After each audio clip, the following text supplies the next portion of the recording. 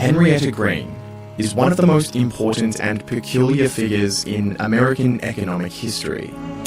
She was known mostly as Hetty Green. In the Guinness Book of World Records, she was labelled as the greatest miser.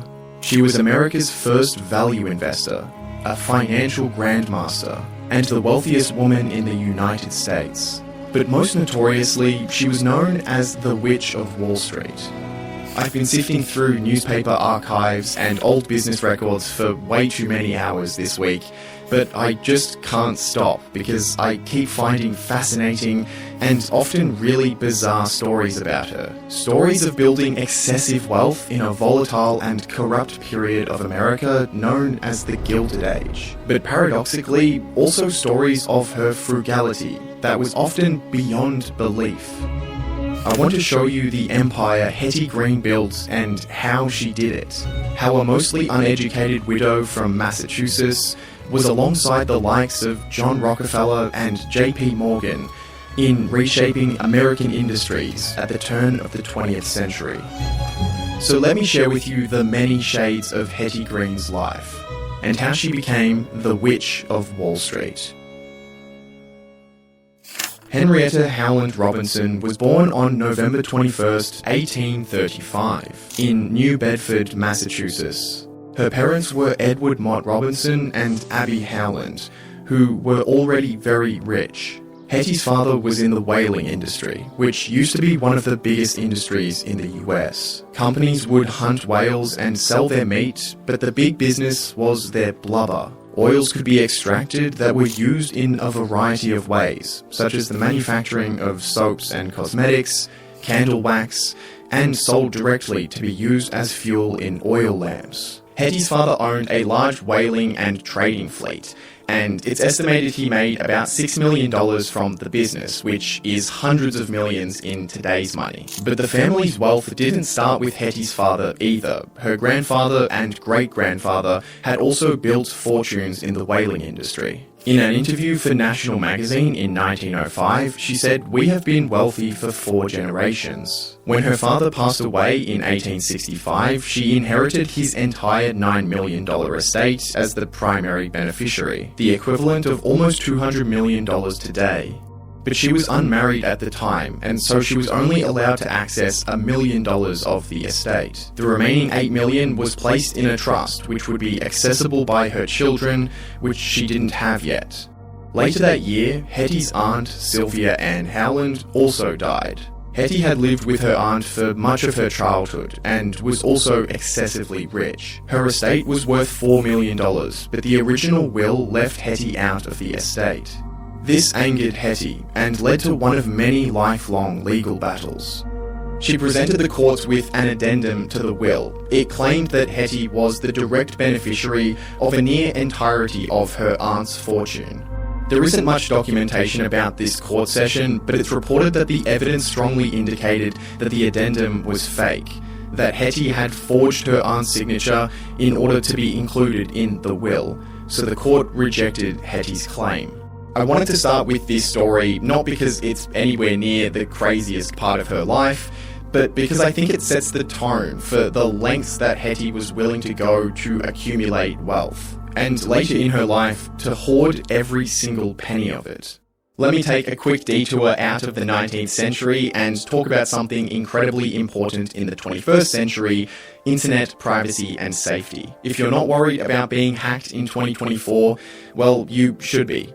No, but seriously, even if you consider yourself a relatively safe internet user, you are vulnerable to having your accounts hacked or your data stolen, which is why I partnered with Surfshark VPN as the sponsor of this video. They offer you an extremely cheap and easy way to make it much harder for hackers to breach your accounts. It acts as a sort of middleman to receive your internet traffic and scramble it to keep you anonymous to whoever is hosting the network. Beyond safety online, I also use Surfshark to unlock region-specific content on streaming services. I'm back watching Breaking Bad for about the 10th time. You also get access to their antivirus software, a private ad-free internet search, and Surfshark alerts which can tell you if your data has been compromised. So click the link in the description or head to surfshark.com/Hodder and get yourself a massive discount and an extra 4 months free. Your subscription also comes with a 30-day money-back guarantee, so you've got nothing to lose giving it a try.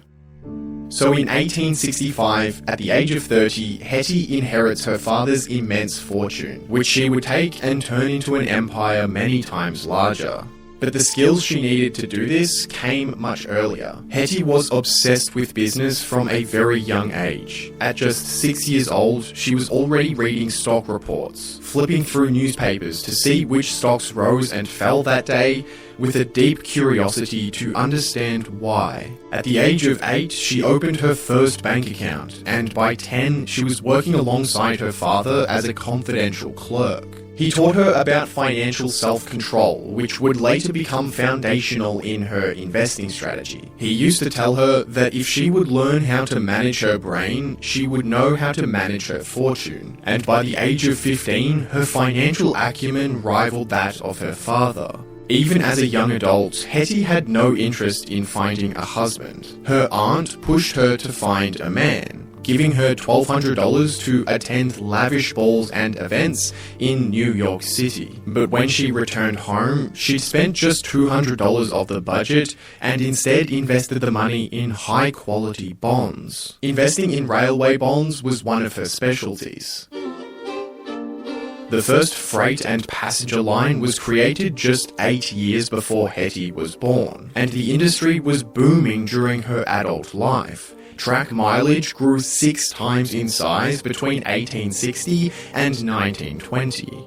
This post-Civil War era in America is known as the Gilded Age, a phrase which came from Mark Twain's 1873 book, The Gilded Age, A Tale of Today. Gilding is a technique of applying a thin coat of gold to an object. The name was making fun of the government, who had promised a golden age of America after the Civil War ended. On the surface, America was experiencing a golden age. The Industrial Revolution had driven the railroad expansion and made other industries like oil and mining much bigger too. But under the surface, it wasn't so gold. The need for huge capital investments in these expanding industries meant that those with capital would benefit from rapid growth, while those without didn't. People like Hetty, who owned assets in companies, became even more wealthy than before. By the early 1900s, a handful of corporations controlled nearly every industry, such as Standard Oil, the trust founded by John D. Rockefeller. In the end, he practically owned the entire industry. But this was still very early on in the development of the American financial system, and so investing in corporations was a minefield for most investors. Hetty invested through many booms and busts: 1873, 1884, 1893, 1907. In fact, she was a key player in saving New York City in that 1907 crash.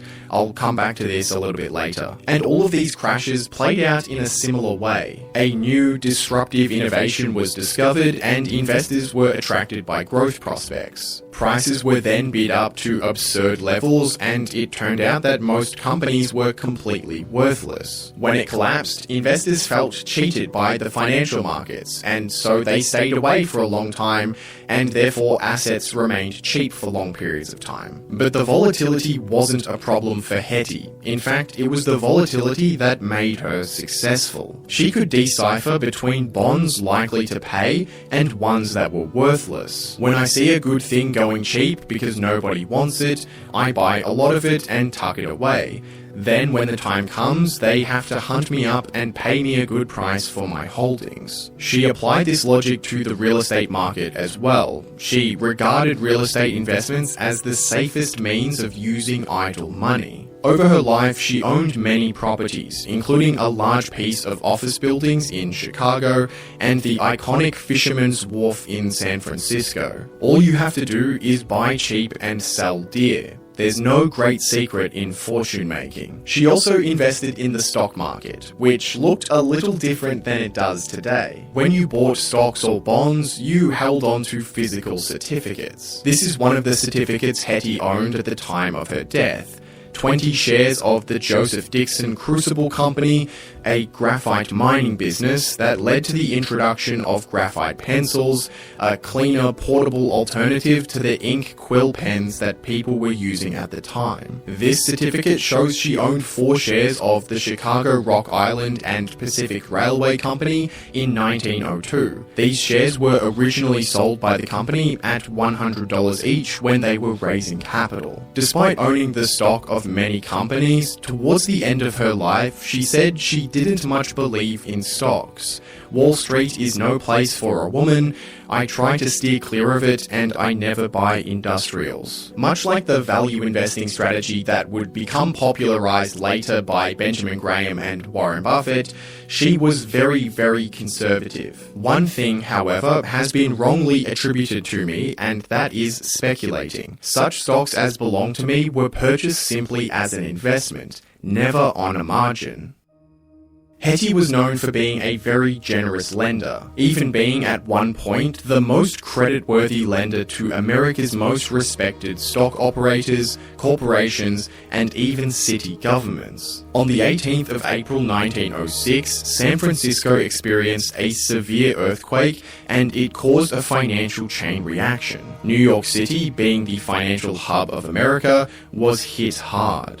Banks and trusts were experiencing huge outflows of cash. Remember the FDIC, which today insures your bank accounts and gives you no reason to panic during a financial crisis? Well, it started after the Great Depression in 1933. So back in 1906, when a bank was beginning to fail, you had every reason to panic and want to withdraw your money before it evaporated. Of course, if everyone withdraws their money, it creates a bank run, the very thing you're trying to avoid. This 1906 earthquake was the beginning of what became known as the Panic of 1907. The final catalyst was a man named Otto Heinz. He was borrowing heavily in an attempt to corner United Copper Company stock. Cornering the market means buying complete control so that you can set the prices. And when he failed, it led to the bankruptcy of several brokerage firms and triggered a run on the banks. J. Pierpont Morgan played a huge role in the US dodging a recession that year.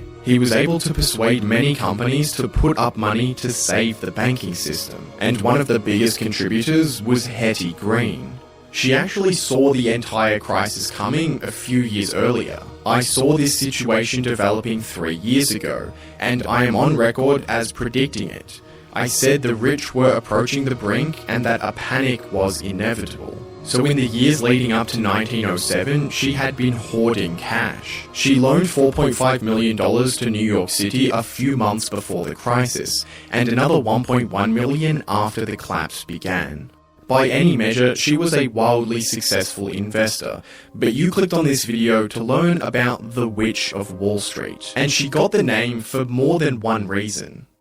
Part of the name is because of how she dressed the exact same way. The New York Times described her attire as her neat dress of plain black.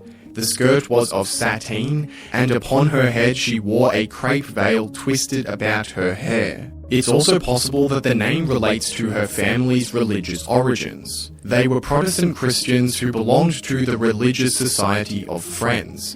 They were called Quakers because the founder of the movement, George Fox, had once told a judge in court to quake before the authority of God. But the Witch of Wall Street nickname also came from the most interesting and bizarre aspects of her life. Her obsessive frugality. The fact is, I prefer not to be extravagant, she once said. Which, as I'm about to explain, is the understatement of the century. That iconic black dress that she wore everywhere, well, when she got it washed, she'd only pay for someone to do the hem, which got dirty from touching the ground. She once yelled at her family for putting candles on her 21st birthday cake.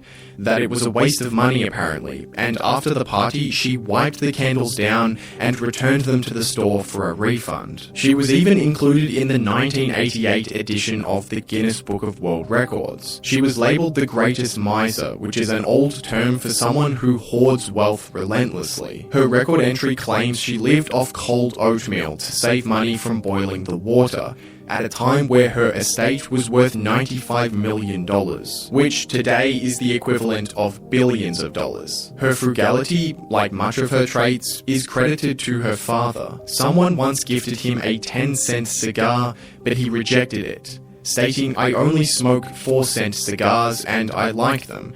If I were to smoke better ones, I might lose my taste for the cheaper ones that I now find quite satisfactory." But by far the most insane story of her stinginess is what happened to her son's leg. It's reported that her son, Ned, dislocated his knee when he was 14 years old. But Hetty, who again is worth hundreds of millions of dollars at this point, didn't want to pay for the clinic. So she took him to a charity hospital that offered free treatment. It's a place for the poor to go, and she was quite well known as a generationally wealthy person, so she wore a disguise. Before the doctor treated her son, she was recognized, and they demanded that she pay full price for the appointment. The cost? 50 cents. Which is still less than $50 in today's money. But no, even that was too much. So she refused the treatment and took Ned home. Left untreated, her son developed gangrene in his leg, and later it had to be amputated. Okay, to be completely transparent, there are other accounts of this story that say that the amputation is unrelated to the dislocation and not wanting to pay for the clinic story. But that right there, these wild stories of Hetty Green, reveal one of the most important pieces of the Witch of Wall Street story. The truth is that a lot of these stories are probably just made up. There's a popular myth that she would carry around thousands of dollars in a black bag everywhere she went. But that story is false. She used the bag to hold business paperwork. People just made up that the bag was nothing but a purse full of money. She eventually had to stop carrying the bag because she feared someone would try attack her for it. It's likely that one of the reasons there's so many myths about Hetty Green is because it was particularly unusual for a woman in the 1800s to dedicate her life to finance. In 1916, a week after she died, the New York Times wrote, "If a man had lived as did Mrs. Hetty Green, devoting the greater part of his time and mind to increasing an inherited fortune, nobody would have seen him as very peculiar. There would have been no difficulty in understanding the joys he obtained from participation in the grim conflicts of the higher finance." At her death, she was estimated to be worth about $100 million, almost $3 billion in today's money. Something that's even more impressive when you consider she wasn't legally allowed to serve as a director on a corporate board, buy a seat to trade stocks on the New York Stock Exchange floor, or even vote. Hit subscribe if you enjoyed the video, and here's 2 more I think you'll like.